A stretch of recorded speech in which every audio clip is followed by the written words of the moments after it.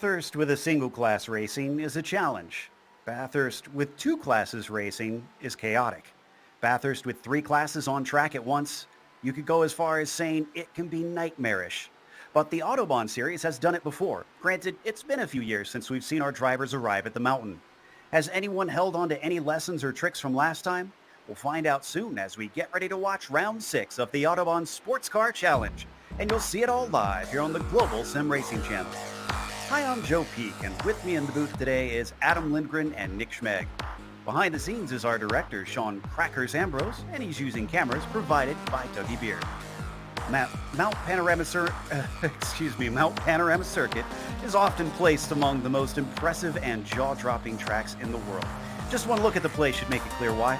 So for those who still don't get what the hype is all about, let's head to our track guide to clear it up.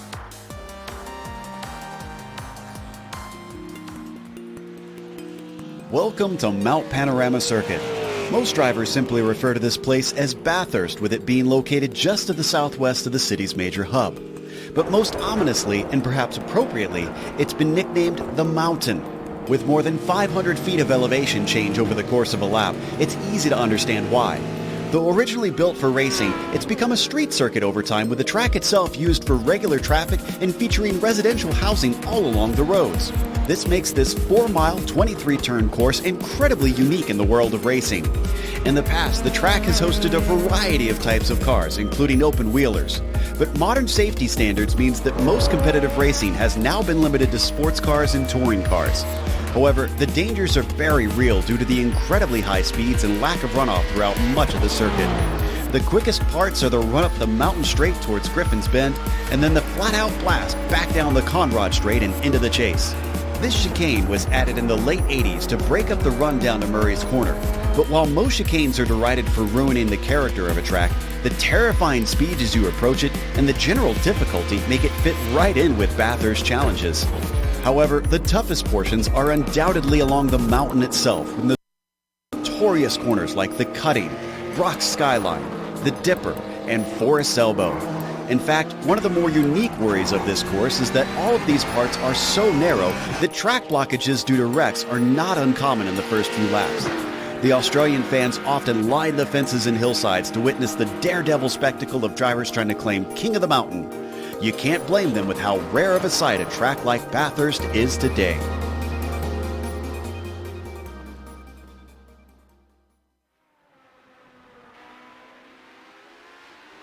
You can hopefully get a sense now of why this track is so respected. And Adam, I hope these drivers respect this track, because it's going to be a long race even at 60 minutes. Definitely, Joe. Those of you who know Bathurst know it is not to be trifled with, and those of you who don't, let me introduce you to one of the most challenging racetracks in the world. This 4-mile or 6.213 kilometer beast features 3 long straights, 23 turns, just under 25 feet wide at its widest point, and 1,142 feet of elevation gained and lost over the course of a single lap. Combine all that with the chaotic racing line and walls as close as possible to the circuit, and you have a dangerous course for racing, much less multi-class racing. No prototype will escape undertray, diffuser, or splitter damage today, as this track is not designed to host prototype vehicles. Expect them to struggle everywhere except for the bottom of the hill and through the cutting. The GTEs, on the other hand, will struggle for rear grip on this slick, undulating surface, especially when their tires are cold, and the GT3s, while feeling the most at home here, will feel a significant amount of understeer and brake lockup over the top of the hill. GTEs trying to pass GT3s will find the task nigh on impossible, as the GT3's straight line speed will make them nearly as fast as the GTEs. The prototypes will find it easier, but will struggle with the barely 2 lanes this course provides, and will need to be patient to survive this chaos. The only thing I know to expect here, Joe, is carnage, somewhere, sometime. Yeah, I have a feeling that it's going to be a little bit of a race of attrition, considering we got a pretty decent-sized field. Now, speaking of that field, they've been fighting for championships, starting with the prototypes. You can see Miguel Vigo leading by about 13 points over Dominic Olivier, who has bumped himself up into second, but barely ahead of Nathan Lewis. Now, these three have really been holding the pace of the field, but don't count out Jason Girard. Remember, former champion there is probably looking to get himself back into the fray. It just really hasn't been his season. Josh Wolf has at least got some consistency finally and is still within the top 5 in the prototypes. Now, Adam, what about the GTLM classes? How are the points sitting there? Yeah, the GTLM class is being very, very close right now. Ryan Huff leads only 1 point over Scott McGarvey and only 3 points over Mike Young. Those three are in a locked up race for that first spot. Then we have Bradley Haley, only 11 points behind, and 1 point behind him is Kevin Binkley. To say that this championship is not over yet would be a gross understatement. All right, Nick, what does the GTD class look like right now? Well, the GTD standings, you're going to want to keep your eye on this class today. This is the car that of the three classes that's most suited for this track. It's also what we see in the real world there the most. Sheldon Rosenbaum has a 4-point lead over Eric Antilli coming into tonight. Paul Lindsay and Kevin Santana not too far behind, just 5 measly points separate them from the top spot. And then Shane Hunter, he's just peeking into the graphic there, 27 points back. But all of them have a good shot at this tonight.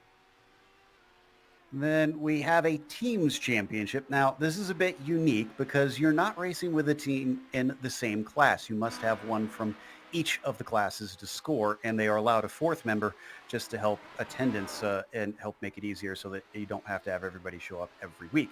Now, you can see Automobile Notice Assembly has been up at the top, and if you've been following this championship, they've been leading pretty much since the get-go. SRN Gray and SRN Orange have been giving chase and are only separated by a mere 5 points between them.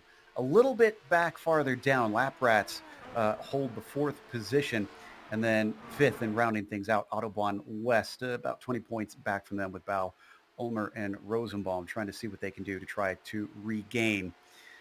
Now, in case we have viewers who have not seen this series before, Nick, why don't you give us a little bit of information about how this race is going to work out? Yeah, absolutely. There you see, we're just halfway through the season after tonight. For these three classes, the HPDs will make up the prototype field. The GTLMs are made up of the Porsche, Ford, BMW, and Ferrari. And then the ones, like I said, you're going to want to keep your eye on, the Mercedes and the Audi. They're going to be quick around here. They're also going to be able to navigate the very tight portions that you see in the background there. All of these cars, though, are going to have an open setup, so you can change the setup as much as you need to fit this track. We've heard that the HPDs coming into this. There's a lot of different strategies when it comes to the mechanics of those cars. We'll talk about that later. 60 minutes, like you said, and an incident cap of 24. Not too sure this is a track where you're going to rack up a lot of off-track incident points because the walls here are quite punishing. Yeah, I have a feeling that drivers will retire before they ever get to that incident limit because they do not have a spare car in this series, by the way. So if you break it, you bought it, as Bill Zahn likes to say. Why don't we take a glance, though, at the weather and see if Australia is playing nice in that sense. We do see some cloud cover, and it is mostly cloudy out here today. So mercifully, it's cooled down the track to be pretty ideal in terms of grip, 81 degrees Fahrenheit. But unfortunately for the cars relying on some downforce, we're seeing a little bit of wind. Hopefully that doesn't pick up too much, especially here up on top of the mountain as we watch Billy Smith continue on in qualifying. He actually has the provisional pole currently over Nathan Lewis, and Smith looked quick last round, but a lot of top drivers found themselves gobbled up by a big wreck at the start of Motegi. Hopefully we don't see the same here today because, well, we've seen, Adam, big wrecks up on the mountain can actually cause entire track blockages. Yeah, definitely. This track tends to be one where any sort of wreck, even just with one car, can cause a track blockage, especially if you're going up the mountain. Now, these HPDs, I've been watching them lately, and they're just starting to get their tires up to temperature. So these next laps that we're seeing cross the line right now should be the fastest of the day. Billy Smith still holding provisional pole, but Nathan Lewis is the first to cross the line. And I don't believe, no, he has not improved. So Billy Smith still holds that provisional pole. It's awful tight between them. 1/100th currently between Smith and Lewis. A little bit farther back to get to Bob Blade. Whew. And Smith's going to make that half a tenth now, as it's 5/100 between himself. So Luke Carbonneau coming across the line. Looks like he goes faster by about 2/10. And that's going to be 4th place. Where is Jason Gerard? He's 12th. Well, this is way far down for Jason. He's only put 1 lap in. He might still be on his first timed lap, so his tire's probably not quite up to snuff yet. Yeah, and he's definitely looking at a little bit of oversteer on throttle right now, so that's making it really difficult for him to get good launch off the corner. So he's just starting a flying lap here. And here we see Joshua Wolf coming down towards the cutting right now. He is on the fastest part of the course, and the part of the course where we're likely to see the most passing today before you hit this sharp right-hand corner, which these HPDs will have no problem taking. None of the cars should have any problem taking this flat out today, Joe. Still should be excited with how fast they come into there and should provide us with some good passing action. Now, Nick, you talked about the mechanics of these prototypes. I know you're covering the GTDs today, but since you had mentioned it earlier, we've seen some discussion and some discern among the prototype drivers about what's the right way to go with that wing. Yeah, it sounds like a couple of drivers are running medium downforce, and the rest of the drivers here are using lower downforce. Now, that's going to give them about 10 miles an hour faster advantage on the straightaway. That's huge, but it is a lot riskier because this is a track where you can spin out so easily, and like you said, you're going to end up retiring before you rack up those off-track points too quickly, just because of the walls here and the nature of the course. Just so dangerous here and so punishing on these cars. So they're going to be the HPDs. You're definitely going to want to watch out for that downforce. Don't be surprised if you see some cars passing others like they're standing still on the Conrad straightaway. Meanwhile, we saw Nathan Lewis take the pole away from Smith. Luke Carbonneau is going to try and see what he can do, but he does not go quicker this time. Smith actually pulls to a halt, so he probably is not going to have time to get his tires up to the right temperature, even if he does get around for a timed lap. So he switched over to Steve Garvey, and now Ross Booth, we ride on board with, giving us a great angle of why it's so scary coming down through some of these portions of the mountain. Yeah, here's where that front tire grip is going to be really important. And we know the HPDs are historically a little bit understeery on any sort of incline like this, so it can be really sketchy coming down the hill like that. So these HPDs are probably going to have a lot of rear brake bias dialed into them on the top of the hill, but that could cause a problem for you as you come down here into the next sector, because if you have too much rear brake bias, you can see the rear end swap around on you, and that could cause a big problem going into this sector here, especially if you're side by side with another car. Down through the chase, and then one more corner to go after you come over that crest into Murray's. You can keep it clean. He's only had 2 timed laps so far. It takes so long to get around here, even in this quickest class. Let's see if he's got faster than a 53.3. He does, a 53.2, so 1/10 up, but I think that keeps him in 7th. Nathan Lewis, our pole sitter, is coming around next with 2 minutes left to go. Don't think he's going to be able to start another one after this next lap, so this should be his final one right here. And that was quicker at a 51.1. Wow, so quick. Robert Tinsley, currently in 3rd, crosses the line. He did not set a valid lap that time around, so he's going to try one more time. Joshua Wolf, same situation. So a couple of these drivers just starting a final lap here with about 1:30 to go in qualifying. Overbay up to 5th with that last one, a 52.5, so that was decent. So we watch Dean Mole come down the straight. Jimbo Pfeiffer as well trying to improve, but that one is not going to be quicker. He gets one last shot at it. Nick, one thing that I think is probably a gracious mercy as we watch Jason come across, still working to get out of last place here, and that's not going to do it, is that they've limited the power on these GTD cars, which I guess should be good between themselves and the GTLMs. Yeah, they're toned back about 5%. That has caused a little bit more realistic differential, they think, in the weight of these cars and in the power that they have. And what you're going to see is about 5-second difference in lap times between the GTLMs and the GTDs. That is going to help them separate a lot. I don't think the GTDs and the GTLMs are going to get mixed up a lot, maybe cause some less lap traffic there. It is a big track, though, so with a long race, anything's possible. And Joe, my big concern with that is that that's going to make the GTDs slower across the top of the hill, which is going to bottle up those GTLMs and make those battles very, very close. So we see Ross Booth coming across. He's going to try and improve his time for a 1:53.28.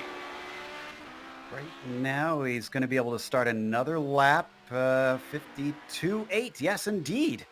So, unfortunately, it looks like that does not promote him from his 8th position. He's going to stay put. Nathan Lewis continuing to try to stretch away from those behind him, and he's going to do that just as he crosses the line. Even if he did want to take another lap, he's deciding not to do it as he's already half a second ahead of Billy Smith, who's not out here to respond. Overbay, the next one, as the clouds start to come over just at the end of qualifying. That's not going to be quicker for him. He stays put in 6. Carbonell abandons his final lap. So it's going to leave Stephen McGarvey as he goes by in that yellow and white HPD. He's going to try and come across the line and improve his time, and he does not do so. So unfortunately, just about 1/10 and a half slower that lap. Next up is Jimbo Pfeiffer. He abandons his lap. So I believe that's going to leave us with Ross Booth. Jason Girard pulled to a halt. Now, Ross Booth did get across the line before the time went out. Let's see if he actually tries and takes this. At this point, he might as well just go for it. Yeah, he's throwing the car across the top of this hill. He's giving it everything she's got right now. Here he comes through the final corner. This is going to be really important to get the best line off, and he does a great job of that, actually. So good speed onto the long straight. Sitting in 8th position. Again, the last 2 laps have been his quickest, but it's not got him any higher on the board, which has got to be frustrating, wondering what's he got to do to try and get a little bit more track position as he comes down into the chase, down to a measly 75 miles an hour before it speeds back up again. And then you can see that clock is just ticking down to drivers who are trying to finish their hot laps like we see with Ross. So don't worry about that. The checkered flag is indeed out. And it's quicker again, but only by 2/100ths. So once again, Ross just can't find enough out there, and he stays in 8th place. That means it's time to go through the starting grid. On the pole for the prototypes, Nathan Lewis, half a second over anybody else. Billy Smith looking for some redemption, starting on the outside in 2nd place with Bobby the Blade. He's going to be on 3rd place at the drop of the green with Luke Carbonell in 4th. Josh Wolf starts P5. And it's Michael Overbay to his outside on row 3. We've got Stephen McGarvey in P7 with Ross Booth to his right. Then it's Kevin O'Keefe starting in 9th today with Dean Mole in the 10th position. Last 2 on the prototypes is Jimbo Pfeiffer in 11th and Jason Girard shockingly in 12th. Dennis Sabredick is going to take the pole in the GTE. A surprise pole for him with Jason DeVries lining up on his outside. Bradley Haley's going to line up in the 3rd position with Carter Kundinger in 4th. Scott McGarvey's lining up in 5th position with Kevin Binkley outside him in 6th, with Mike Young 7th and Daniel Grouty in the 8th positions. And we have Olivier Turcotte and Robert Canshin rounding out your top 10 in the GTEs, with Mark Wilson, Vance Bow, and Mark Schindel going down to P13. And you have your last 3 drivers, which is Ryan Huff in 14th, Leif Peterson 15th, and 16th is Marc-Antoine Thibault. Back in the GTDs, Paul Slavonic, the Texan, on the pole. He's going to be starting alongside Kevin Santana. Row 2 there, though, is going to be made up of Paul Lindsay and Sheldon Rosenbaum, your points leader. Shane Hunter will be rounding out the top 5, but Mike Major going to be starting right to his outside. Tim McLeish and Ryan Wash right behind him. Jerry Mueller and Eric Antilli will be rounding out your top 10. Then back in 39th and 40th overall, you're going to find Sheldon Wallishin and Mark Kedrowski. Sean Reese and Jay Friels will be right behind him. Then it goes to the 135 car of Chris Shearburn. Tyler Gilmet, Lionel Duprat, and Tommy Regan did not set qualifying times in this 46-car field. 46 cars and 3 classes as well. So it should be fascinating to watch. I think it's going to be exciting to say the least as we wait for the rest of them to grid up, and then we'll get going on this minor pace lap as we'll start just before the chase. Let's go to our usual tradition here, starting with Adam. Who's your picks for today? Well, my picks for today definitely would be Nathan Lewis. He was improving times all throughout that qualifying, so I see him winning in the HPDs. I think Bradley Haley's got the number on this field, even though he was slower in the qualifying. He put in some cracking laps in practice, and I think he's got it there. And Paul Slavonic, if he can hang on to that Audi, I think he's got it in the GTD class. Joe, back in the GTD class, I would definitely say Paul Slavonic is my pick to win this one because he's got the track position, and I know it's a 60-minute race, but, you know, on top of that, he's got almost over half a second ahead of Kevin Santana. I'd be watching out for that 528 in the GTD cars. Well, unfortunately for Paul, he's not had the luck this season. He's really got to try and bank on keeping out of trouble today because, like you said, he's got the pace. It's in his hands to try and do it, I think. So the field is now taken off. You can see way off in the distance. Already, our leaders are getting ready to start. Nathan Lewis waiting for the Porsche pace car to peel in, but he is not allowed to take off until after the final corner. Murray's coming up here, this left-hander. So up to the 90-degree corner. Is he going to take off right away? Yes, indeed he is. Green flag waves, and that strings him out pretty well as they run down the front stretch into hell. And it's going to be side by side, not until you get back to Josh Wolf there, who has got, looks like Luke Carbonneau to his outside. Otherwise clean. We got a little bit of a spinner to the inside. Let's go to the GTLMs. Dennis actually decided to go right when they crossed the stripe, so this actually gave an opportunity to Jason DeVries, but everyone's hanging on to it here as they go through Hell Corner. This is going to be, everyone's good and clean there, but look at this. They're weaving across that front surface to try and get temperature into those tires. We're going to go back to the GTD start now. And the bad luck is Paul Slavonic has spun right in hell. He's into the barrier and back up front. Kevin Santana able to get away, but a little bit of contact for him and Paul Lindsay. So far, so good for our prototypes. I'm not seeing any major dramas now that they are up on the mountain. Take a look at Bob the Blade here being chased by Josh Wolf, who did manage to get ahead of Luke Carbonneau. Now they plunge down through the S's into the Dipper. Up ahead of them, it's Lewis and Smith who are leading the way, breaking away just a little bit. Question is, who's got that low downforce? Who's got that medium downforce? We're going to see now as they come down Conrad. Yeah, this is where things get really intense. We actually have a spin from Michael Overbay, who's spun out. He's now blocking the track. He also had another person spin out with it. That's Jimbo Pfeiffer and Kevin O'Keefe. Kevin O'Keefe gets going, but Jimbo Pfeiffer still facing backwards on the bottom part of the forced elbow. We'll go back to that a little bit, and I can tell you that I think Overbay, no, not Overbay, it looks like Kevin O'Keefe may have towed. No, Jimbo Pfeiffer was the one, excuse me, eventually I'll get to them. Jimbo Pfeiffer was the one that decided it's not worth risking the car, and he towed it back to the pits. But our leaders are already finishing the first lap here in the prototypes. Back in the GTLMs, Dennis Savretic ahead of Jason DeVries have got themselves a little bit of a gap. Oh, we got a car off behind them. That's Kundinger. Carter Kundinger through the chase is going to get a cut course penalty, and on the first lap, this is going to hurt. Yeah, it definitely is. He's going to lose a lot of track position due to that, and it was just because of he got a little bit bottled up there trying to brake behind Mike Young, braked a little bit too late and had to take to the off track to make sure he didn't wreck into the back of it. Back in the lead for GTD, Kevin Santana has pulled away with it after the accident in turn 1 by Paul Slavonic, but Paul Lindsay right behind him. He stayed right with him this entire lap. Mike Major, although he got some contact, he's also been closing in on him. Interesting, and aerodynamics, I would think, do count for something around here. Oh, and Major spins. Major's lost it in Hell Corner as the rest of the field is going to stream by. Now he might be able to, oh, look at that, found a pocket. He backs it into the wall a little bit, but gently, and now he's going to be able to get going. Let's take a look at this.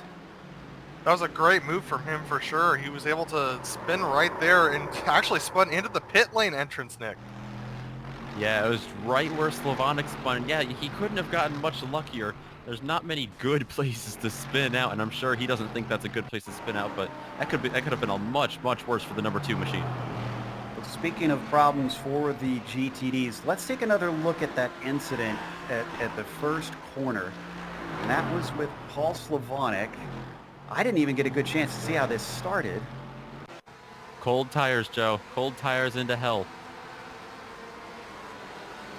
And yeah, you're right about drivers getting a little bit of damage off that. I think Shane Hunter is the one that's going to plow into him. He's driving in a Merc here. You're going to see him just go nose to nose. Oh. Yeah, Shane Hunter with a lot of contact there. Sheldon Rosenbaum, he actually went wide to the right. He got in the grass and came very close. I don't know if he made any contact with Hunter. I don't believe he did. Behind them, though, there was quite a bit of a stack-up, so I wouldn't be surprised if we have some crumpled fenders back there. Come back live. Still Santana leading ahead of Lindsay. Rosenbaum is chasing. Rosenbaum, our new championship leader over in the GTDs. So I'm sure he's still happy with a podium at least. But he is being chased. You can see that's Ryan Wash, who is just behind him. Yeah, the driver from Michigan, Ryan Wash, right behind him. He got a very good start. Got a little bit lucky sneaking through all of that trouble in front of him, but he'll take it. He's up to 4th place in the GTD class, and it's not a bad place to be chasing the overall points leader for a podium position this early in the race. See what kind of speed they get heading up the hill. This is the mountain straight, already over 100 miles an hour, and they're barely past Hill Corner. They climb up to Griffin's Bend over the leap underneath that Petter sign. Don't quite get air in these cars, thankfully, but then finally they brake and swing it into the mountain section of the track as things start to get narrow. Wash just not quite close enough, but at least keep in touch with our 3rd place driver. Yeah, exactly. Not quite close enough. It's going to be interesting to see if he has any different speed on Conrad coming down the mountain later. Not many places that you can try and pass through here, so he's certainly going to have to be patient if he does get right on top of him. Ooh, a little bit of a slide there from Rosenbaum. Thankfully caught it before it went into the wall.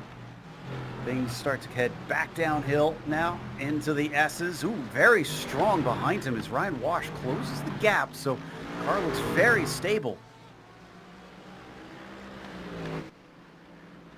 Yeah, you know, this tire model that the cars have now, the GTD cars and the rest of them. Sorry, that was a little. Yeah, a big slide there from Wash this time, and that's going to cost him way more than it did Rosenbaum before. We're going to watch the replay. He might actually lose a position to Antilli into the chase once we see this. Wow, great job keeping that out of the wall.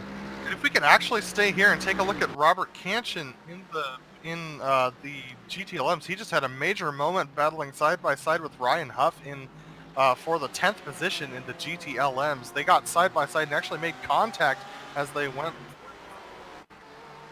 Now let's take a look at this. We've got the replay pulled up. We're in the GTLMs, Ford versus Porsche.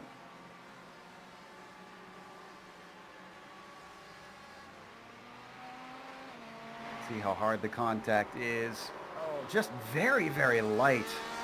Yeah, but just enough to get those front tires up unsettled, and that ended up spinning him around. He didn't lose too much. He didn't get too much damage, but he lost quite a bit of time and track position, which is so important around here.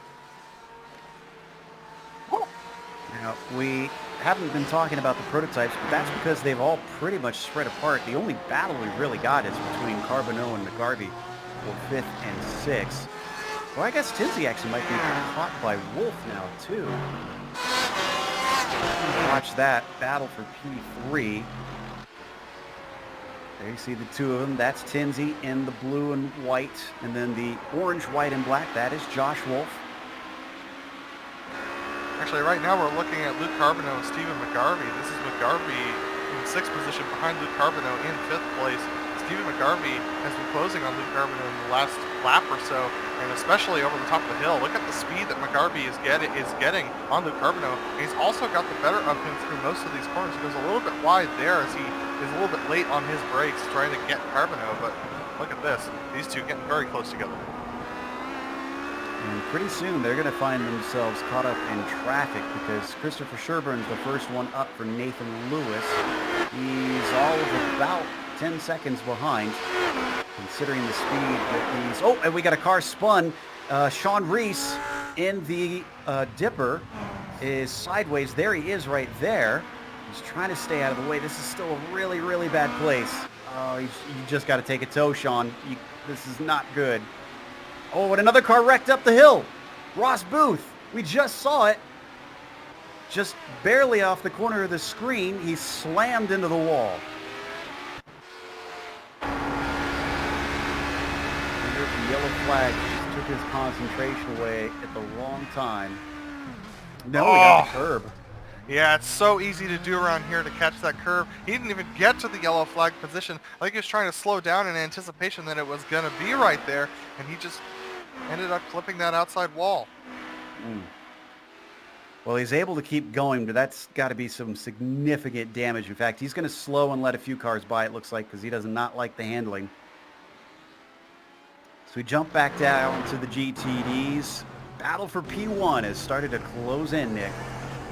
It has indeed. Paul Lindsay is there. He's kept with him. He hasn't been too aggressive. He's just been sitting right behind Santana, seeing what he can do. He's been patient so far, but this is definitely the closest gap we've seen all race long. Lindsay currently third in the championship, rather, tied with Santana. So for them, it's all about who finishes ahead here. This is important stuff between them because they are not out of the hunt in that championship fight. They've dropped Sheldon Rosenbaum by 7 seconds, incredibly. Rosenbaum's in his own little tussle with Ryan Wash still. We saw that a little bit earlier, and it's not separated. With the gap that Santana is able to pull off of Lindsay through Forest Elbow. Let's jump back to Rosenbaum. Remember, we saw a near spin from Wash. Great recovery. Pulled back up to the back of him. Now with a slipstream, I think he's going to have a go. Whoa. He got a big run. Yeah, I don't think he expected Sheldon to suddenly drift across the track when he did. So now as they go side by side into the chase, Sheldon decides it's better to just give that one up. So he's going to let Wash into the podium position. Behind them, Eric and Tilly still not too far behind. Yeah, Wash got a huge run out of Forest Elbow. Remember, Wash, like you said, he had a near spin, and he almost lost it, and Tilly was about to pass him too, so he had to claw his way back at this. Watch out for that 86 car of Ryan Wash, because he is quick so far. Boy, P5 heating up. Carbonneau, good defense from Stephen McGarvey. And look at this. Jason Gerard, who may not have the qualifying pace, is already up into 7th, avoiding the woes of many of his compatriots. Yeah, these three-way fight for what is 5th. Yeah, these three have been closing up over the last lap. They closed up a lot over the top of the hill, and then Sheldon Woloshin, a lap GTD car, ended up getting in the way of Luke Carbonneau as he was coming through Forest Elbow, and that ended up giving Stephen McGarvey a fantastic run. But Luke Carbonneau with a stout defense that you saw going into that next section. And here we go again. They're just going to bottle up as they go over the hill, and they've got Mike Major to deal with shortly. Major's going to be able to stay out of the way for Wolf, but for one car going through, that's one thing. For having 3 trying to go by, this is going to be a lot trickier for him. Could be dangerous for any of these cars. And, ooh, look at the patience displayed by Luke Carbonneau. Doesn't risk it. He could have stuck his nose in there, but he decided not to. And once again, all of them following like a trail of ducks behind Mike Major. Now up at the top of the hill. Eventually, he's got to do something. He's going to try and poke his nose through before Skyline, and all 3 are going to get through. Nicely done.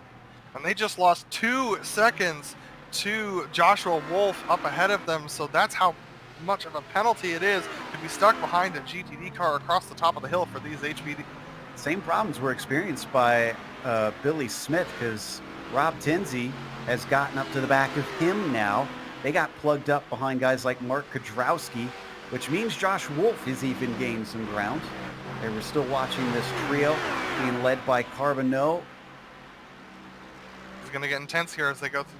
Oh boy, it's going to be very close. Okay, they were able to clear Lionel Duprat. Lionel braking at the right moment to let these guys through. So this 3-way battle still going to be good here as they go past Jerry Mueller and soon to be Mark Kudrowski in the GTDs. They're getting up into the top 10 of the GTDs at this point. And it's getting thicker, and they've still got the GTLMs to try and work through too. So this headache is not over. Speaking of which, up at the top of the GTLM, Savretic and DeVries having a similar fight to what we've been seeing between Santana and Lindsay, with Jason simply following, although he lost a little ground. That was kind of a shaky line there. Yeah, but Jason has been gaining a lot of time on Dennis in the last 2 laps, about 0.3 a lap for this guy. So his BMW is really starting to cook, and that's a big surprise here because it's the largest car in the field, and he's doing the best on one of the smallest circuits. But look at the draft he's getting off of Dennis. He's not going to really have an opportunity into the cutting here, but he might have an opportunity going down the first straight, or maybe even into Hell Corner. Closes up under braking. A little bit better to the apex, Jason DeVries, than Dennis Savretic. Still the number 24. Holds them off. Now they come into Murray's to complete another lap. More traffic in front of them in the form of Jay Friels. This is a GTD car. You were talking about this earlier, the lack of pace difference between these two. I'm wondering, if they can't get by him here on the mountain straight, if this is going to be a problem. And, well, nope, there it is. It won't be. Never mind. Sorry. Yeah, not as much of a problem. Jay Friel's having a little bit of a slip up, but Jason DeVries is going to have to hope that Jay Friel's is going to give him the corner here as they go in. Okay, this is going to be a little tense. Okay, Jay Friel's does break. All right, and that gives Jason DeVries the corner, but he's going to lose some time to Dennis Sapertek because he didn't get the best line coming through that. Yeah, certainly separated those two. So why don't we jump back to that battle for the lead in the GTDs? Because that time, Lindsay actually did take a look in the Murrays. Luke Carbonneau is going to start to overtake them. No, excuse me, that's Billy Smith that we saw go by. Yeah, this battle's been thrown off just a little bit with those HPDs coming by, and that has allowed a couple more opportunities for Paul Lindsay. There you see, that's Robert Tinsey coming through on Mountain Straight. That'll be no problem for him to whiz by on the outside there. But yeah, the lap traffic, you know, it definitely affects the HPDs, but it also might create a couple more battles or opportunities for battling amongst the slower cars like the GTDs. And here you see Paul Lindsay. He got real close up to him. Like you said, Joe, just so limited opportunities to pass here. Let's stick with this battle, but for fans of Mike Young, the 21s pancake the right side in the cutting. He's able to keep going, but I'm not sure that car is handling well because he seems a little off pace. So we'll update you on that as we get some information. Meanwhile, you can see how tight to the walls these two GTD leaders are running things here across the mountain. Watch out for Josh Wolf right behind him. He's going to try to squeak his way through underneath Lindsay. He gets one. That's his teammate. Is it going to be tougher, though, for Kevin Santana? Santana won't want to hold himself up as well. They get through the dipper. This is not really a place where you can get by. I was going to say, he was looking left and right, and I didn't think Josh Wolf really wanted to try that there. I'm sure Santana definitely likes this little bit of a buffer. But he's going to have to move out of the way here, and he does. Wolf's able to go by on the outside there. It did give him a buffer. Look at that. Lindsay's 1.4 back now. So that really separated the two of them. Seems to be a bit of a curse because we were watching Savretic and DeVries and those came apart, and now these two came apart.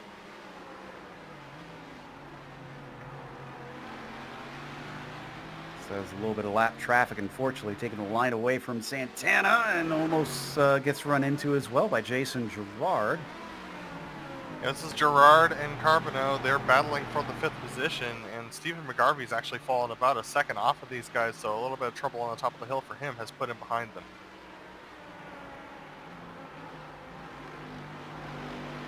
Meanwhile, I'm seeing Girard's gotten ahead of Stephen McGarvey. We didn't cover that before. So that puts Girard now up to 6th after starting this race, I believe, in 12th. Yes, indeed. So he has literally gotten through half of the field in the prototypes. We continue to watch Santana for a moment. Now we've got the cameras here on Girard.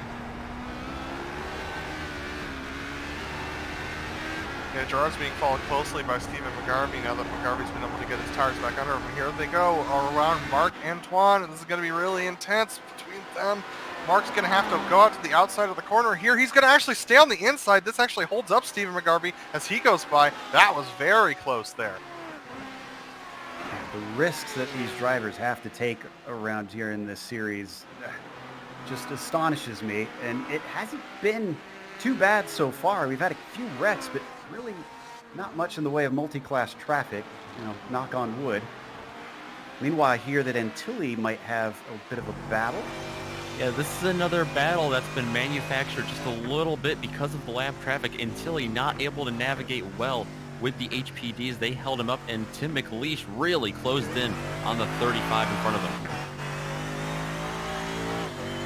As you can see as we ride on board with the helmet cam. Ooh, and way off the apex for Antilles. That's certainly not going to help things. Both of them stay clean at least. Down the hill. We're 20 minutes into this race at this point. We're starting to get within the pit window. So, do we see anybody maybe take an early stop?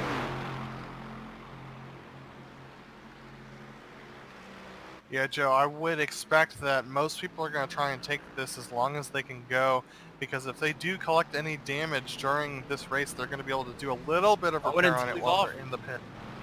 We just saw it on screen. Antilles blowing the chase. And McLeish, interestingly, not able to take advantage of it. I would have thought he would have easily gone by.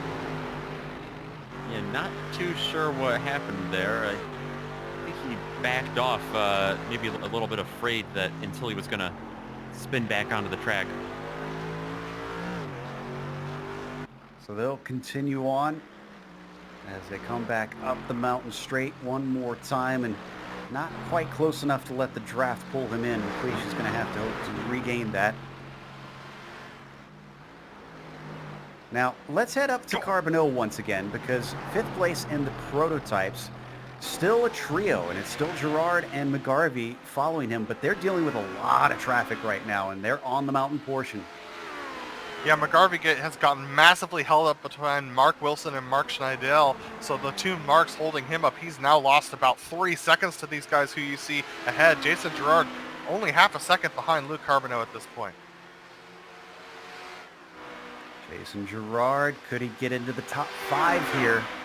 This is impressive for a driver who was not able to get single lap pace here. And what is that with a speed difference? Jason Gerard, low downforce for him potentially here, because he made that look easy. I think that's the difference, Joe. I think that's exactly what we were talking about before, with the low downforce making a good 10 mile per hour difference on the straights. My goodness. Well, if Gerard can keep it safe, it seems to be giving him pretty good speed, at least here on these quick portions.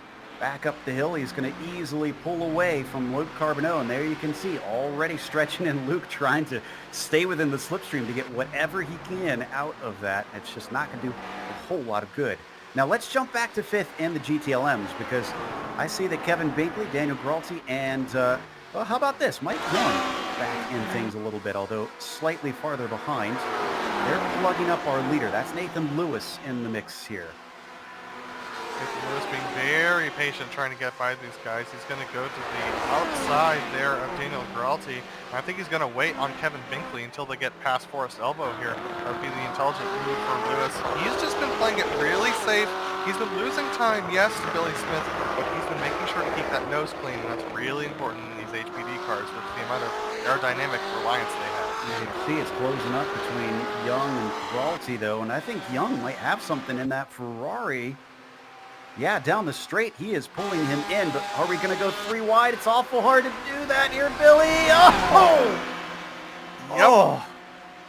172 wheels almost in the dirt there. And now they've got Robert Timsey in the 3rd position trying to go by them as well, so Mike Young's going to be able to stay ahead. Daniel Gralty's going to get cleared by Timsey. Timsey is going to go to the inside here as Billy Smith goes to the inside of Kevin Binkley ahead. So these are all battles that are being separated by each other's traffic, making things very intense out there. Let's take a look. I want to watch this from on board with Billy Smith. Billy Smith, yeah, Billy Smith. That we saw get close there. I guess everybody's getting a little bit of a taste of that Aussie grit and just let it get to their heads. Here we go from on board. Let's see if he actually does get in the grass here. Well, Billy Smith is thinking about Robert Timsey behind him. He's thinking, if I can gap these guys, Timsey's got nowhere to go. So here he goes. Ooh, just grazed it from what it looked like on board. And Sounds it worked. like he let off a little too. Well, if you put your power down with those 2 tires in the dirt, I mean, we've all done it in different cars, but it definitely happens with that HPD, Nick. You definitely would go around and wreck those 2 guys out with you. So Billy Smith still not done with the traffic, though. He's right now getting by Carter Kundinger. Carter, despite his off early, is still 4th in his class, rather. Billy did an oh no, we have a spin ahead of him. He's going to be able to clear it. Wow, what a reaction time. Chris Sherburne. That is Christopher Sherburne in the 135. It's the 2nd time that Sherburne's gone off in that turn. That's a heart attack and a half right there. Yeah, Robert Timsey sees the car spinning ahead of him, and there's 2 places it could go. It could either stick on the inside of that corner, or it could go exactly where it did, and Timsey just got lucky here. Oh. Bob the Blade slices through once again, and that's going to keep him in third place, still chasing Billy Smith. He's about 3 seconds behind, and who knows, issues like that could still happen for Billy, and Robbie could find himself fighting for second potentially. Meanwhile, back to the leaders in the GTDs, which still haven't separated. No, they've stuck together all this race. They've been like magnets here at this track, but despite that little buffer that we saw between Santana and Lindsay, they have not gapped each other too badly. Now, am I seeing things, or does Lindsay have a little bit of damage on driver's right front? He does. There it is, right there. I believe he got a slight piece of that lap one accident. It's amazing that it's not holding him up on the straights. And also, very lucky by Dougie Beard to put the camera right at the exact spot that we needed it. He's got that draft. I'm wondering if that's helping him. You can see him slip away just a little bit here, a little bit of a bigger buffer on the longer straightaways. But in the mountain in the mountain portion of this track, I think Lindsay's got the pace. He just doesn't have the pace. Mike Young just hit the wall, and he is close with a battle. He slapped the wall coming through, I think it was Quarry, or close to Quarry, because they were getting lapped by HPDs, and now Kevin Binkley, Daniel Gralty, and then it looks like Steve McGarvey and the other HPDs trying to get through. Let's take a look at the replay. Hit on the left side of the car. Yeah, and this was because of an HPD that was trying to get through. Like you said, Joe, the HPD washes out a little bit wide through the corner and ends up clipping him a little bit, and he ends up going out wide. You're going to see it in the rearview mirror, and then here comes the HPD to the right. He turns into the corner, Mike Young, and then bam. Oh, and whoa, there is quite a bit of damage on the right front of the car because of that contact prototype. There we can see for the number 21. Should be easier for him to let through Stephen McGarvey, who's just now behind him. And amazingly, even with that damage, he's pulled away a little bit from Binkley. That's Kevin Binkley behind him in the 75, and Gralty as well. Those are all 3-4 positions. Sorry, go ahead, Adam. Yeah, he's managed to pull away even with that damage, and so it's not affecting him that much through the straights. And I gotta be honest, I'm surprised that he's really being able to hang on to this thing. Some serious space. Maybe he's really trimmed out the wing on that Ferrari. I don't know. Meanwhile, we might have a pass as we ride on board, because it looks like Gralty, actually a little rude there on Kevin Binkley, shoving him out of the way in Griffin's. Another look at that one.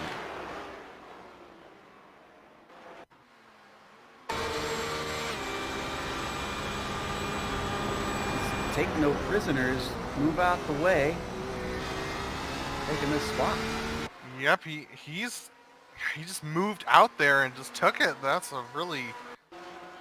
You're not going to make many friends that way, and I've seen a couple of drivers make moves like that today, just kind of take the racing line and move guys off the track, and that's really dangerous here around Bathurst. You can end up wrecking yourself as well as the other guy by doing that. All right, I think we have a scheduled stop. Michael Overbay is in his stall right now.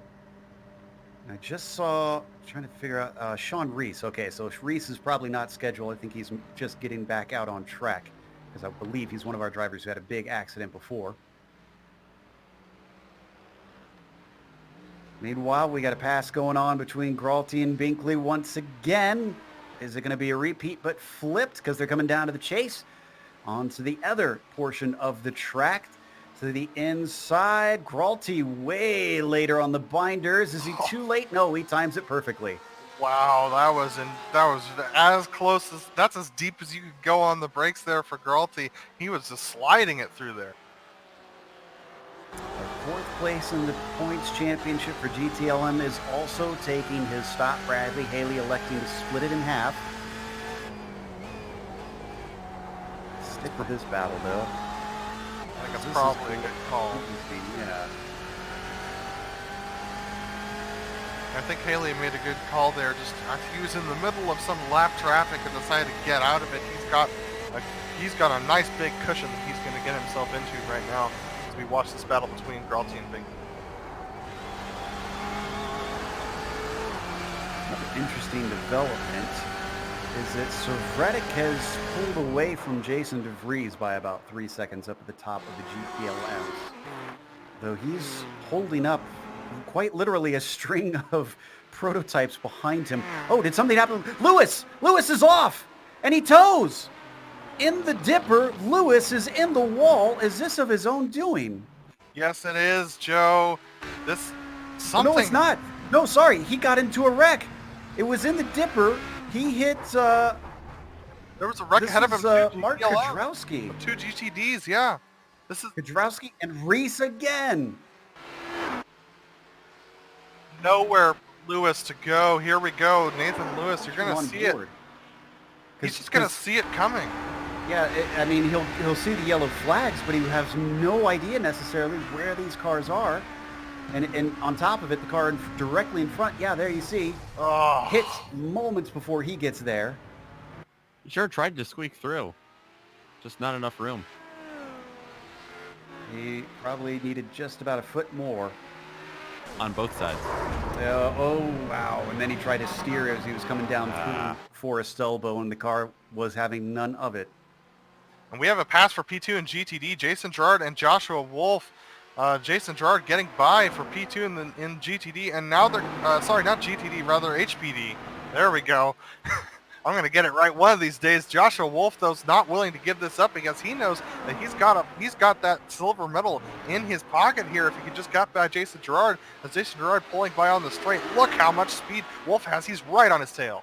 I would not have predicted that we'd see Gerard fighting for podium positions after his qualifying, but lo and behold, he is sitting pretty right now. But Billy Smith is the one who's probably liking life because he just inherited the lead after Nathan Lewis had that problem. And there's nothing Nathan Lewis could do. It was just a bad luck scenario that he came up upon that wreck so quickly. And without a spotter to tell him where the wreck is happening, there's no way he could have known where it was. So Billy Smith inherits a lead by a fluke. This is going to really put even more of a penalty on Nathan Lewis's points championship this season. Starts to step away. Oh, we got to go to the GTD lead because they're side by side. They are indeed. Lindsay's getting Nancy. He's able to get up along side by side, like you said, with Kevin Santana. He's able to get it done through Hell Corner. Now, the question is, with that aero damage on the front of Lindsay's car, is that going to help Kevin Santana, and how much is it going to help on these straightaways to tuck in that slipstream and try to slingshot around? Stay defensive. Paul's going to make him do it the hard way. Santana's got the speed, and he's got the braking deep into Griffin's Bend, but way too deep. He's off in the marbles. That will not work for him. Meanwhile, Josh Wolf has come in for his pit stop. Yeah, so that pulls him out of the third position, so this gives third over to Luke Carbonneau provisionally before pit stops, but Joshua Wolf out of that third battle with Jason Gerard for the third position, so this gives Gerard, frees him up to go around the track at his pace. Now, what about Tinsey? Actually, he's being held up by traffic, and he's the one coming up behind him. Mike Young just ahead. He should be able to dispose of him. And he gets Wolf. Easily. Very easily. Slower by 0.5 of a second in the pits, so that's going to give Tinsey a great opportunity, and wow, Wolf way behind this thing. Drastic difference. So Tinsey still our highest pitter, and we know Mole was behind him, so it's going to be basically a battle potentially between Gerard and Tinsey, which we've seen many a time before in this series. We have hopped up to those, we are looking at Wolf right now, it appears.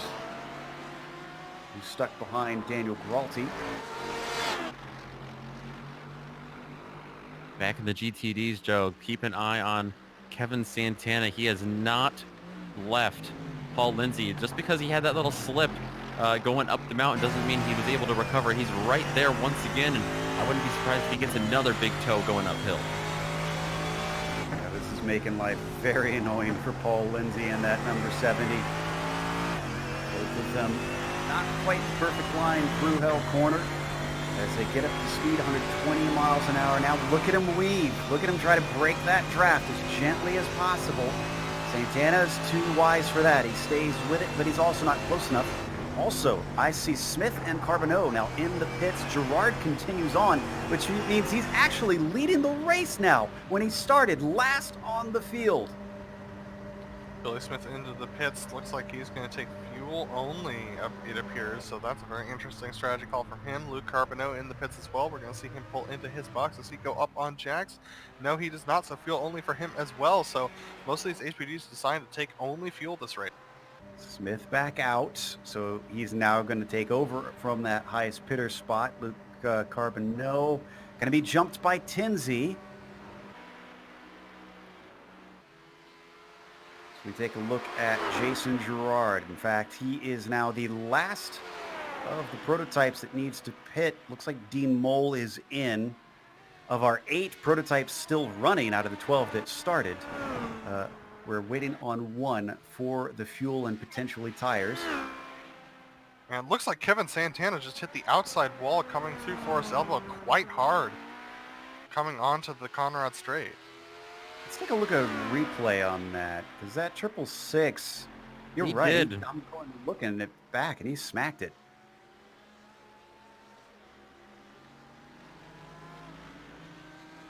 He hit it pretty square on. I don't know how much he got on the front right of his car. This would be a great view from here to see how hard he hit. I don't think he has as much damage as Paul Lindsay has, but it's still a hard lick. Ow. Well, that about evens things out between does. himself and Lindsay, though. That's exactly what Paul Lindsay needed. That is the big reason he wasn't able to stay in front very well. But now, like you said, that was the great equalizer. Let's see what this does as they come up the mountain straight. Also, I'm keeping an eye on Girard, who's pitted, and half an eye on Tinsey. I think I've got 2.5 eyes here. That should help me. Up into Griffin's Bend. No change for position. There is Robert Tinsey. Now, Girard is in his stall. Now, he's going to be a little ways back, remember, because he qualified so low. Tinsey's already got the pace just as Girard gets it going. This is going to be extremely tight. Girard's got the pace up. They're going to be side by side coming out, but more momentum in favor of Tinsey. Gets him ahead. Now he's giving a slipstream to Jason Girard, so he should be able to get up to speed. These two have faced off against each other many times. And look at that. Here he comes. Here comes Jason Girard. We know he is on low downforce. And unfortunately for him, it wasn't low enough that he could completely get by, and he's fended off. Low downforce and cold tires. You got to remember these tires are cold coming out of the pits unless he decided to take fuel only. If that's the case, then he's got hot tires that can chase Tinsey down over the top of the mountain here. Now, little birdie has told me that Tinsey is probably running medium downforce.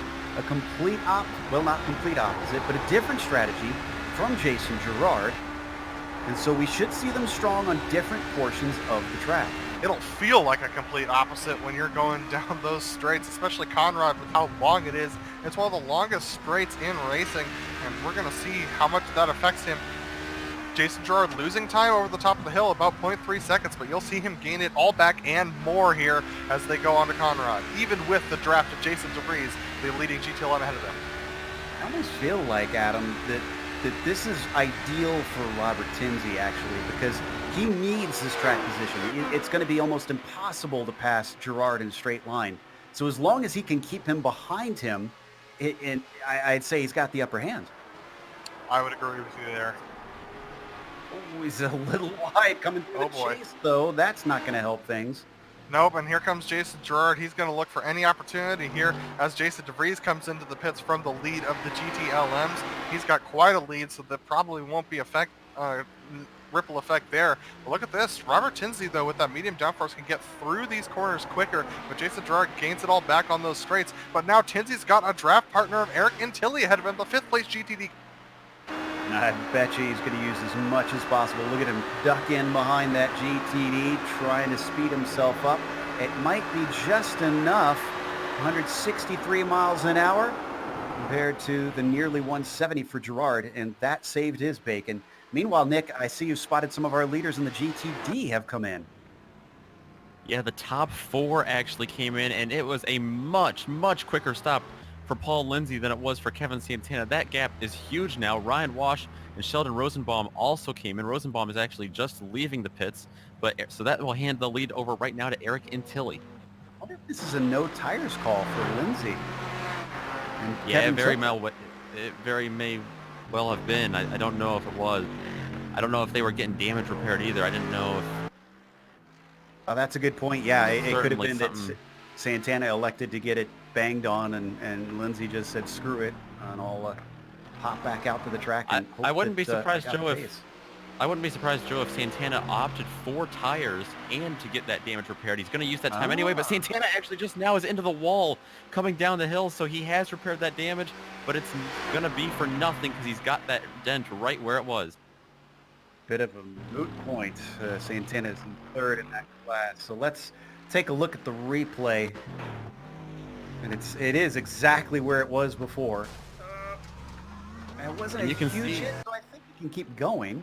You can see he had that repaired. It's pretty much identical dent graphically. Oh, let's go back to P2 and the prototypes because Gerard is right on top of Tinsey now. I'll be amazed if Bobby's able to hold him back. He will have Chris Sherburne in front of him, but that's way too far up the road. Wow, did you see how fast Tinsey went through that corner there? Unbelievable speed through hell. And this is going to give Jason Gerard a much tougher job to catch him on this straight. He's not even going to get there. But now we've got Chris Sherburne to go around. Look at how much they bottle up behind. Wow. I guess Robert knows that he's got to use those corners to try and break away as much as he can. I thought for sure that he was going to get overtaken. Now watch the gap between them here. Coming up the hill, it's 0.4 of a second. Keep an eye on it, and we'll report once they get to Forest Elbow. Already you can see the orange and white machine of Gerard starting to drift backwards a little bit. And this is Ryan Huff, so this is going to complicate it a little bit. One gets by, two gets by. So now it's reopened up. They've got an opportunity down the pit, down the mountain here. Jason Gerard is going to have a good opportunity when he gets onto the straight. So Robert Tinsey rather is going to have to make a good move to try and get the speed off the corner. It looks like he does a good job. Pulls out another 0.2 before the straight. To give you an idea, even with that traffic holding him up in the middle of the mountain, he got 0.2 faster across there than Jason Gerard. And that is certainly frustrating the poor O2. No opportunity for a late break there. He was just too far behind. Tinsey's got that medium downforce set to a really interesting level. You can see how quickly he can go through these corners here as Jerry Mueller doesn't realize there are two HPDs coming through. Almost moves over on Jason Gerard, but look how quickly Tinsey can get through these corners. If he doesn't clobber one of those inside curbs, he's got a really good opportunity to pull away here through Hell Corner again.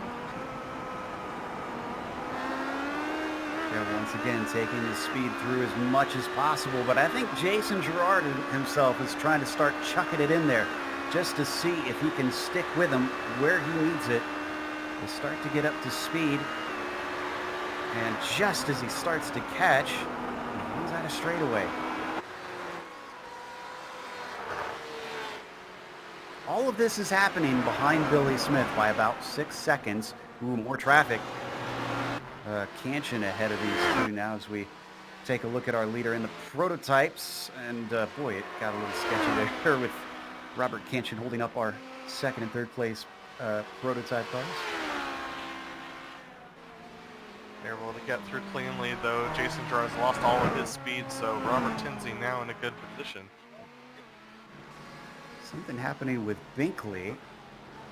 Looks like Peralty may have gotten by, or did he successfully defend? No. Looks like Peralty held him off. This is for 5th position in the GTLMs. Yeah, this battle's been going on for about 3 laps, Joe. Kevin Binkley's been trying to get onto the back of David Peralty. He's been pretty close, but just not close enough to pass. Now they've got Paul Lindsay in that 6th position GTV car, the one that's been having a little bit of trouble lately. And here they come. They're going to try and make it by, but this is going to give an opportunity to Dylan Peralty to get some good draft. Bad news for fans. Sorry, just Paul Lindsay's moving a little bit over in the middle of the racetrack. This gives an opportunity to Binkley here, but they're still going to be side by side with Paul Lindsay as they go into this corner. And barely getting in there and sorted it out. So this battle is not over by any stretch of the imagination. Oh, don't try it into the cutting. I was going to say Binkley was showing his nose, and that just seems like bad news. I was going to say, let's stay with this battle, but the fans of Stephen McGarvey, he has retired because he hit the wall in Griffin's Bend. It was a single car incident, and he has decided to call it a day finally. Still, the battle for P5 in GTLM. It's Binkley, second on screen that you see, following Daniel Gralty.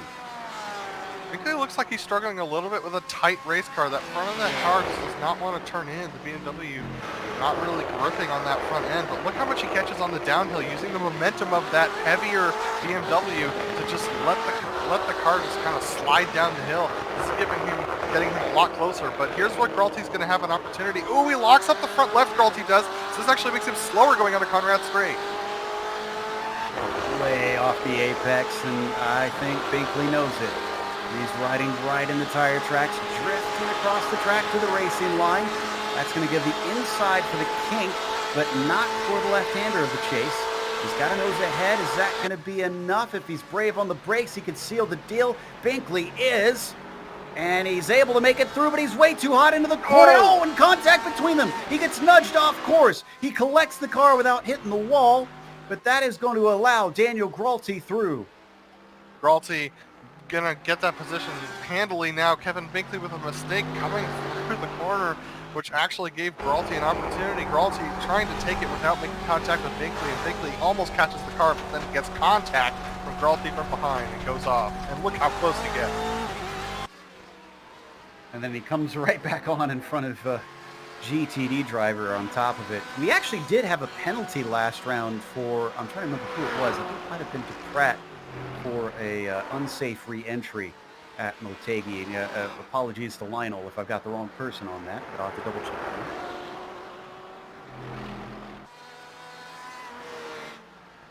While things are starting to spread out here with 13 minutes left to go, but don't take that to mean that things are going to calm down, because they almost never do at the end. Oh, we had an incident with Michael Overbay. Michael Overbay has hit the wall in the cutting. You can see the damage on the car is pretty severe. Gets up to this left-hand kink. I always thought this is one of the hardest braking zones in racing here, Adam. Yeah, it definitely is, especially if you have a little bit too much rearward brake bias. When you come through that kink there, it just unsettles the car a little bit, and then you can lock one of the tires really easily, because that kink is actually banked a little bit, because this is a public road a lot of the time. So this actually causes a little bit of an issue for him. He locks up that right front and just goes plowing into that outside wall. Nothing he could do. He couldn't even apply the brakes more. Wouldn't have done any good. All right. I can confirm I was right. It is Lionel Pratt who was given a penalty for an unsafe rejoin, so confirmation there. You can see the car not even really driving straight here for Michael Overbay, so I'm not sure if he'll be able to get back out in time.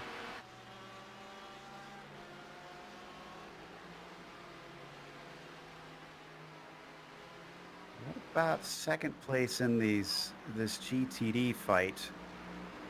Yeah, Joe, the GTD battles have all been shuffled after their last pit stop, because Paul Lindsay had to come down again and take tires.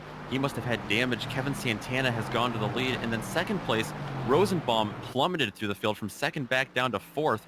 He's now following the likes of Ryan Wash and Eric Antilli. You see them, a little bit of a buffer in between them, but they are over 20 seconds back from Kevin Santana and Tim McLeish. He sits in fifth right now in front of Paul Lindsay. So we watch them work their way up the hill. Antilli on the podium. And Wilson's got a problem. Mark Wilson in the number 323. This is out of Murray's corner. Yep, and it was a self-spin. He ended up spinning himself out of Murray's corner, and he's actually managed to be able to keep this thing going, which is really difficult. Murray's is a blind corner for most cars. There you see it. He just got on the power a little bit too early before the car was settled, and that ends up spinning him into that little corner right there. And he was able to reverse out and cross the track without causing any damage. There's Vance Bow that you see there in the green and black machine just squeaking by. Vance in the same class, so I think that was for position. It was a botched pass, if anything, for poor Wilson. Fortunately, Wilson's a bit stranded now with about 5 seconds up to the next car. Although I say that, Ryan Huff is closing up behind him, so he might have a fight on his hands, just not the way that he wants. Yeah, Ryan Huff coming up here right in behind Mark Wilson. This is going to be a little bit of trouble because Ryan Huff's been struggling a lot with his car. It doesn't look like his setup is really something he's happy with. That Porsche extremely loose. So as you can see, Ryan just struggling to hold on to that car over the top of the hill. Mark Wilson might have a little bit of damage because he's slow over the top as well. Yeah, I wouldn't doubt it. And we're so close to the end. If I was him, I honestly would not really want to risk the car. I just want to see the checkered flag. Oh, Paul Lindsay's on again. Nick, what happened? Lindsay's race just continues to get worse. Yeah, this was out of Murray. Again out of Murray's. Yes. What is going on in Continues that to fall corner? back. You know, he came down just recently for new tires after he had some more damage. I'm wondering if this was a kind of a cold tire incident. I know it's late in the race to say that, but I think that's what it was. Yeah, I suspected, especially what we saw at the beginning in this GTD class where Exactly. they looked awful slippery. And you have to wonder if his call for coming in a second time was due to the tires being worn out on the opposite end, that there wasn't enough grip left on them. And we've got a little bit of a battle going on between Lee Peterson and Robert Kanchan. Lee Peterson has some major rear end damage on that Porsche. You can see it right there in the background. And he's going to take it really deep. Wow. Quite deep and quite effective through that corner. Robert Kanchan, though, struggling a little bit himself. So a lot of these cars with damage, some of them not on great tire strategies, some of these guys not. Oh no, contact ahead, major incident. That was Sheldon. That was Sheldon Woloshin who had spun around, and Lee Peterson unsighted, Robert Kanchan unsighted into that corner. That was huge. I was just about to say that in that corner moments ago, Wolf had a near miss of his own. The 3 cars piling together, unfortunately, all in one, just out of the cutting. Oh, that was close for the car ahead of him, and then just 2 cars just piling in. You saw it on board from Kanchan's perspective. You could see just how quickly it comes up. We didn't even know it was happening before the incident happened. I think Sheldon thought he had room behind him because Vance Bell was actually able to get by him, but he had a little bit more of a moment's notice. So I think that Sheldon thought he had room for cars to get behind him. And, you know, I wonder if all this spinning and all these problems has to do with the change in temperature. Remember, it was 82 degrees. We've lost, what is this, about 8 degrees since we started? Yeah, it's gone down a lot, Joe, and I can see a lot of these GTLMs struggling with rear end grip now as they go into their braking zones and out of the corners. So they're going to have to push that brake bias forward a little bit going through the corners, which is going to make them tight over the top of the hill. But sometimes you have to make those compensations and be a little bit slower here because you set it up for a hotter track, and that's not what you have anymore. We've also got Mike Young in the pits. I'm not sure why, because this is definitely a second stop. He had a major incident. He lost traction going over the top of the hill just past, just at Solomon Park, so he's... It was within a minute ago, because he's only towed recently. Unless he drove that thing all the way back. Yeah, it was in Solomon. You're going to see it here. He just loses traction over the top of the hill. All right, this is into the cutting, so it's just past this. The rear end comes out from under the car. Watch it right here. You're going to see it. The rear end just kind of slightly comes out of the car through this section, and then he just spins straight into the wall. It already looked pretty unsteady out of the cutting, if I'm honest. So I think that something was wrong with that car and how it was handling. Maybe the tires on the rears were just too worn out. So we come back to the battle between Huff and Wilson. Huff has gotten by. Wilson now in 10th in his class. Take a look at this, how this happened, since we were watching this battle before. Oh, wow. Oh, he lost traction. On the Look at front that. He's on the grass. Mark Wilson into the grass, and Ryan Huff just taking advantage of it on the inside. And you've seen just how strong Ryan Huff has been through Hell Corner. There he is again, strong through it. Mark Wilson having to take that outside line, which is full of marbles at this point, losing time and losing all that gap. I think Jason Gerard grazed the wall just now, but weirdly, it's the inside wall. Can we get an onboard from Jason just moments ago? It was the left side, and it was just there that we saw in the cuttings. Back up one more time. Here we go. This should be perfect. Let's see if he actually touches it. He got close. I think he is pushing the limits to try and catch up to him here in this portion of the track. That's pretty close, but I don't believe he touched it there. That's about as close as you can get. And it looked like the rear end on his car was starting to come out as well. I can also report Mark Schneidel has had a spin. He made some major front end contact with the wall coming almost onto the front straight, so he's now back in the 10th position in the GT line. Ooh, a little bit of an attempt this time from Gerard as Tinsey has to go defensive. 5 more minutes left to go. Can he hold out? The sun starts to shine, but he wants this race to be over. Ooh, Gerard just getting those rear wheels clipping that curb there on the inside, so he loses some time here. But Tinsey, he's got 3 to go about to try and defend here above Jason Gerard. This is for second place overall. By the way, you remember how we mentioned that attrition might play a part in where you finish in this race? 46 starters. We are fewer than 30 total running left on this track. It has been a bloodbath.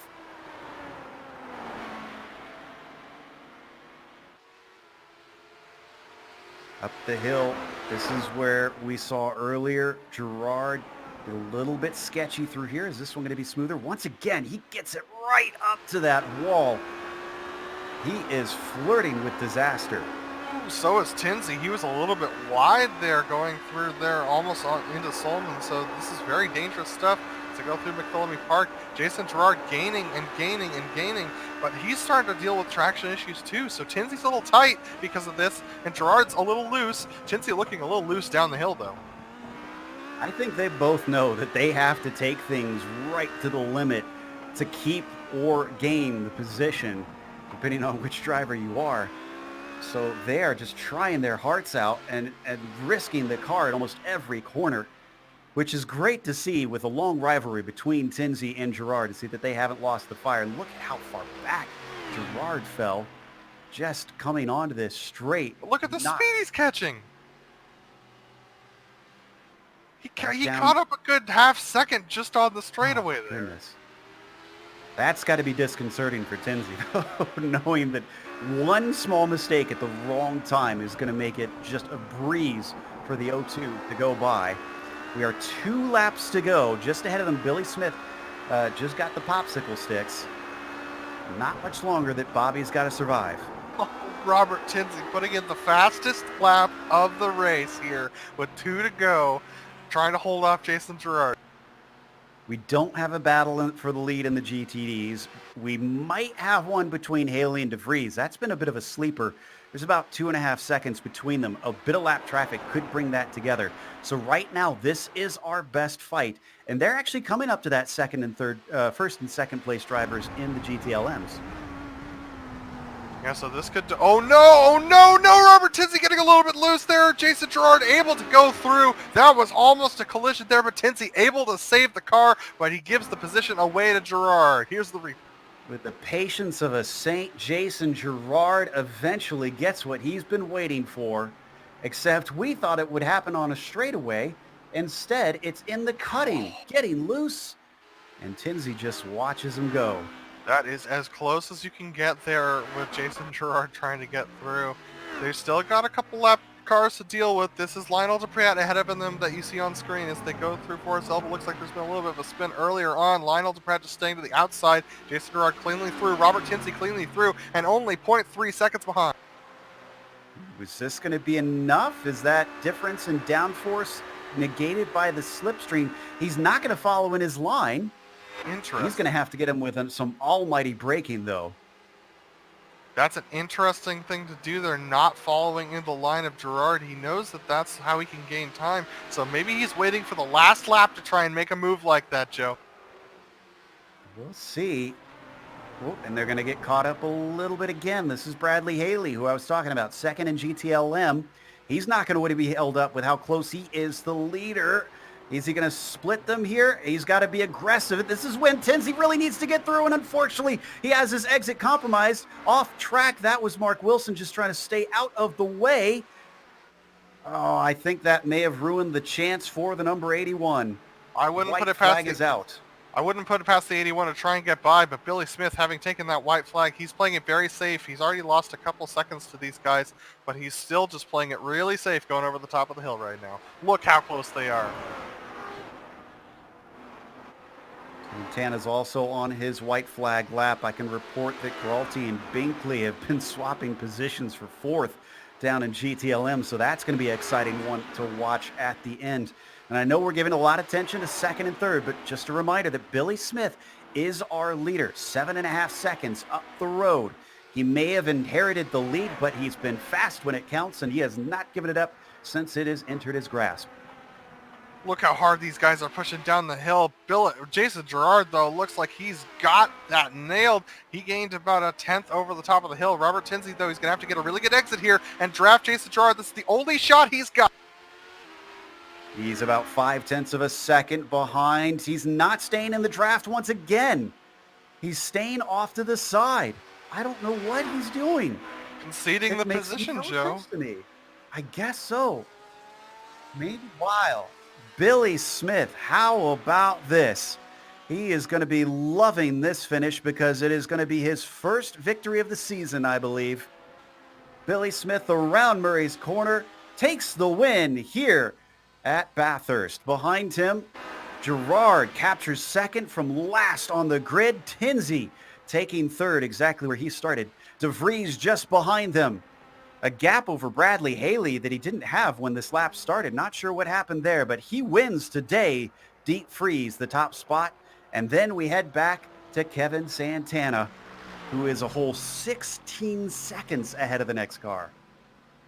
And believe it or not, Joe, that gap has actually closed down. It was over 20 seconds, but he is coming through the chase right now. Kevin Santana, not everything went his way. He had to take a longer pit stop to repair for damage, get some extra tires on that thing. But Kevin Santana, it's going to be a well-deserved victory here at Bathurst.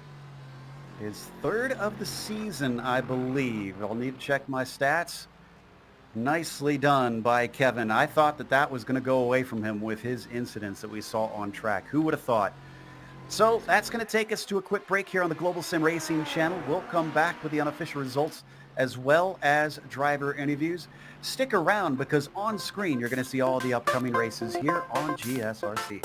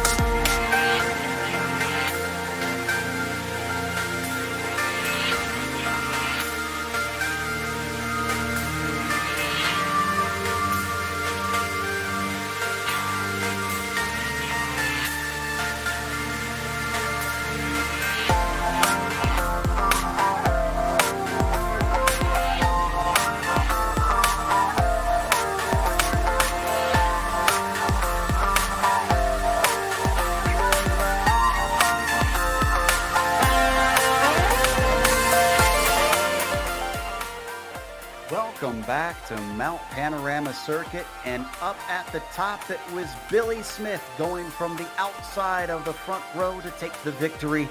And it wasn't due to raw speed so much. Nathan Lewis wrecked out of the lead due to nothing of his own faults, unfortunately. Just got caught up in a wreck in a blind spot in the dipper. So Smith capitalized on that and did well with his race pace to keep everybody else behind. Now, Jason Girard finished in second, but qualified in 12th. I hope he comes in so we can find out why he qualified in 12th. Robert Tinsey, who also had some mysterious moves going on in this race, did not fight for the position at the end and didn't even grab the slipstream, but still settled for a podium with third. Luke Carbonneau was fourth today. Had a few fights, but otherwise was quiet in the second half. Josh Wolf was behind him, rounding out the top five. And only half the prototypes that started this thing actually finished. Dean Mole, though, probably appreciates that because he started from 10th, and he's going to get 6th place. Jason DeVries is going to take home the win today in the GTLM class. Bradley Haley, after getting into a wreck in the final lap, comes home in the second position, 8 seconds behind. Carter Kundinger, a very consistent drive for him, comes home in third, with Daniel Gralty beating out Kevin Binkley for the fourth position. Kevin Binkley coming home in fifth. Vance Bow's going to come home in the sixth position, with Robert Canchin in seventh. Ryan Huff and Mark Schneidel, after their battles, come home in 8th and 9th.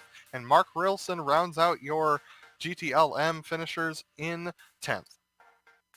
After that, we already mentioned Kevin Santana taking home his third victory of the season here at Bathurst. Then Ryan Wash and Eric Antilli are going to round out the GTD field. And then fourth place in the GTD field is Sheldon Rosenbaum. That's actually 20th place overall in the field.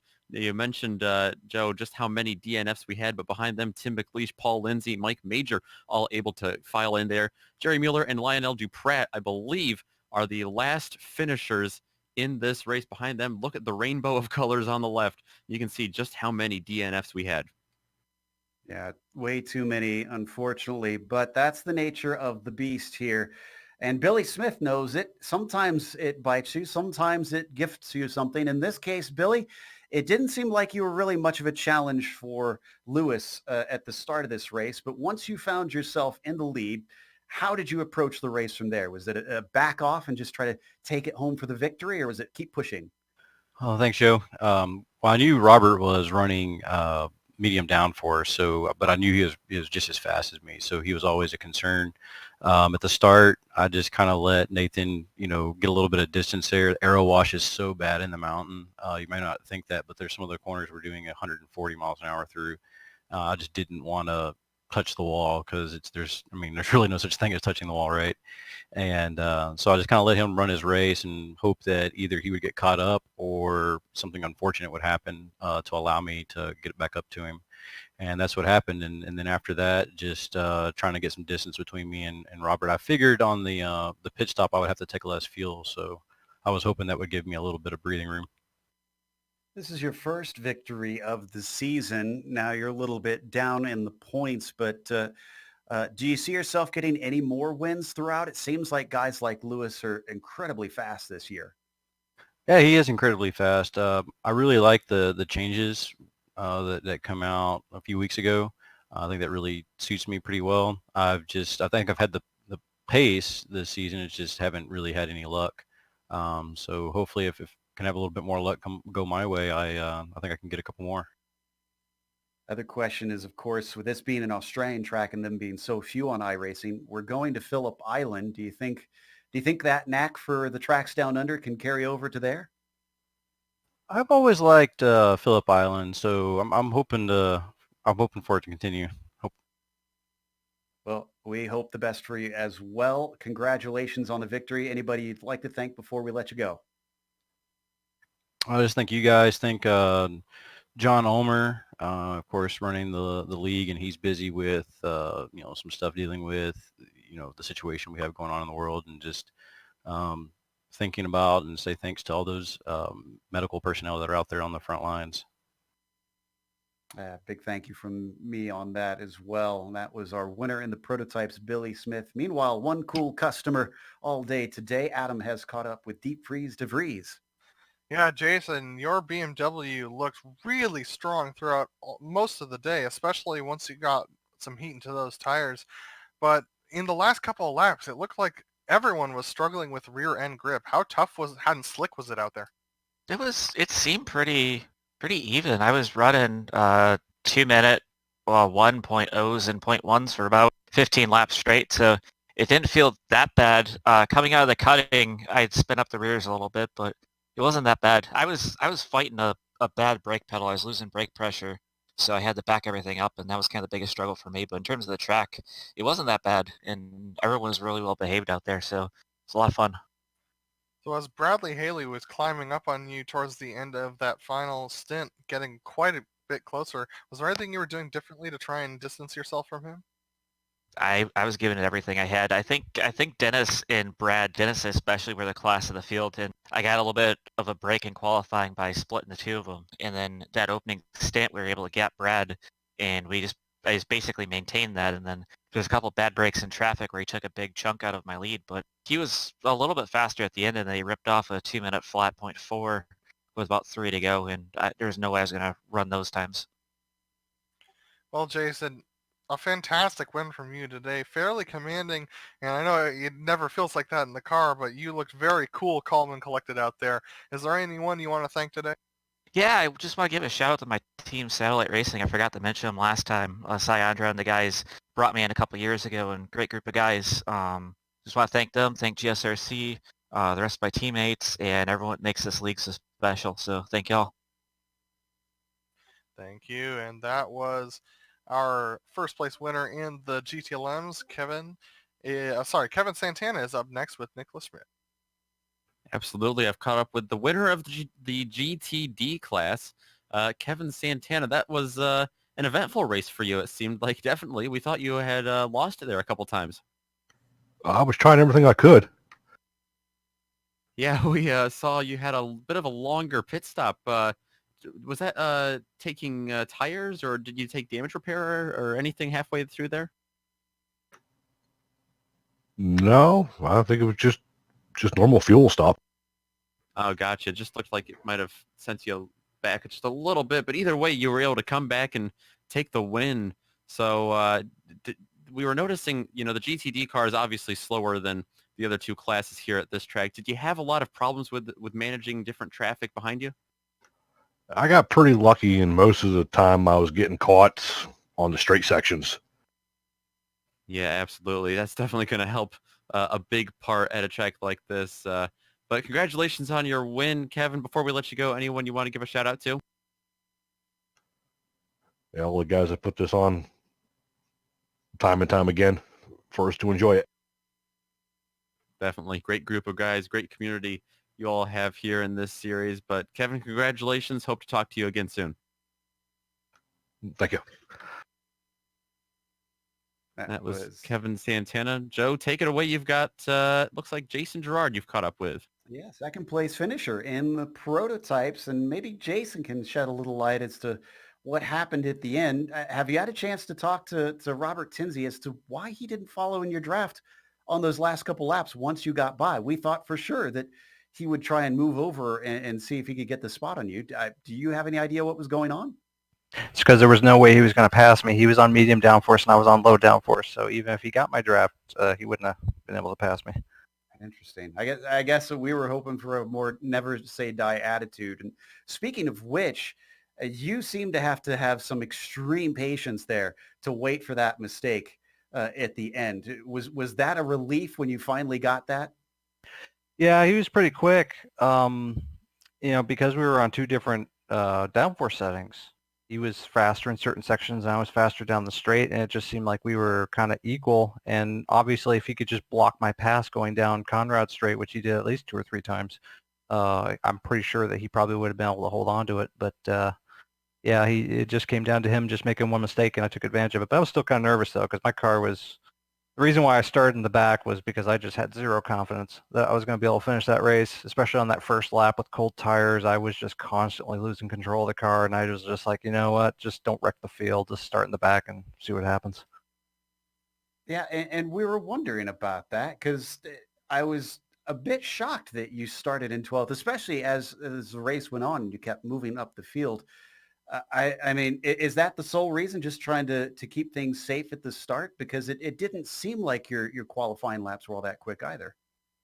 Yeah, I just set one time, and then at that point spent the rest of qualifying just focusing on just trying to keep the car on the track for the first lap. With the low downforce setting, just those cold tires, especially around here, it's just deadly.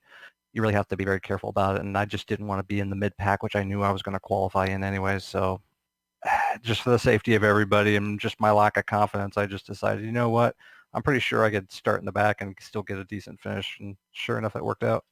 It really did. That was amazing going from last on the field to second. Well, again, congratulations on a podium, and hopefully we'll get to talk to you more. Yep, thanks, Joe. Jason Girard, second place in the prototypes. Finally, one last interview. We got third place for the GTLMs as Adam has caught up with Carter Kundinger, who didn't have the greatest of first laps. Yeah, Carter, you didn't have the greatest of first laps. Talk us through that one because it seemed pretty intense there.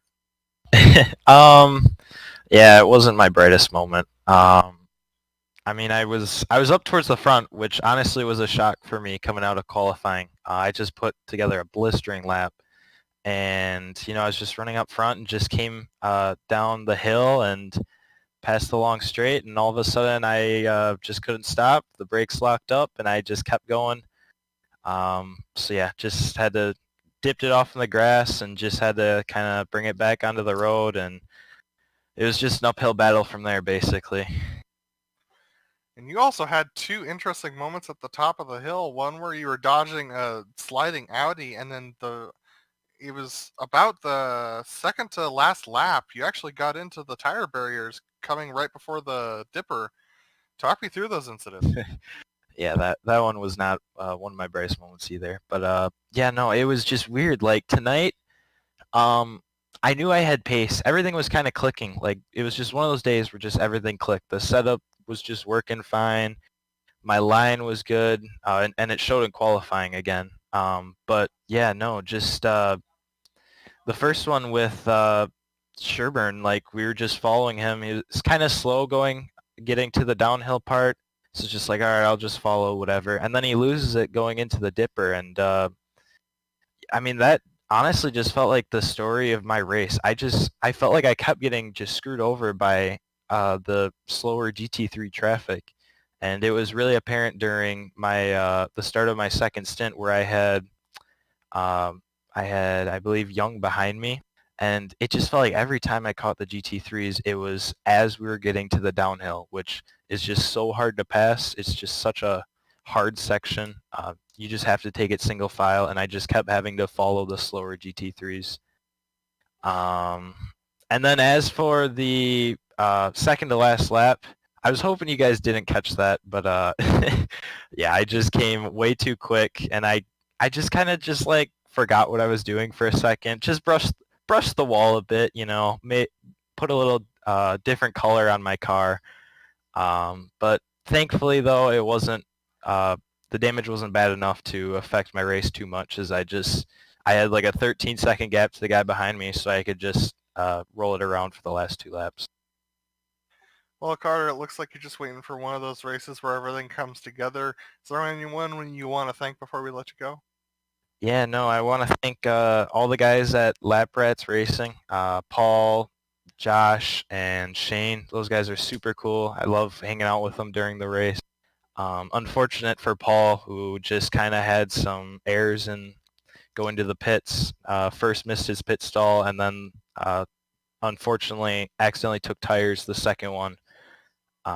So yeah, just unfortunate for him. Shane just kind of got screwed over, I think, on the first lap. I'm gonna have to go look back and see what happened. And then Josh just had trouble with traffic. And then on top of those guys, I'd like to thank the guys on my long-term team, AOD Racing. They're always fun, always great to hang around. So just quick shout out to those guys. All right. Well, thanks, Carter, and we look forward to talking to you hopefully in the future. Yeah, hopefully. Thank you, guys. That was Carter Kundinger, our third place finisher in the GTLMs. Back to you, Joe. That's going to wrap up our interviews, and we're going to give a big thank you to the league as well for the Autobahn guys bringing us back for another season of coverage. We've been enjoying it for quite a while now. And also thanks to the companies that provide the software and the hardware for our broadcasts that are listed here on your screen. Additional thanks go to June Lalonde, who provides our wonderful music. See the screen for how to get a hold of more of her great work. And thanks to the team today, Adam, Nick, Sean, and Dougie. If you'd like to find out more about GSRC, including upcoming races, you can find it at globalsimracingchannel.com. Also, check us out on social media. Our Twitter is at GSR Channel, Facebook is Global Sim Racing Channel, and Instagram is GSRC_Graham. If you'd like to support us, we've got a merchandise store at gsrc.storenv.com. We have a link in the description below. But while you scroll down there here on YouTube, make sure and click on the big red button that says subscribe so that you don't miss a moment here on GSRC. Next race, 2 weeks' time, we're coming back with another Aussie Classic, Phillip Island. That will be Monday, April 20th at 9:15 p.m. Eastern. But we have upcoming races for other series listed on the screen, so check those out and mark them down on your calendar. Until next time, race clean, race hard. We'll see you on the track.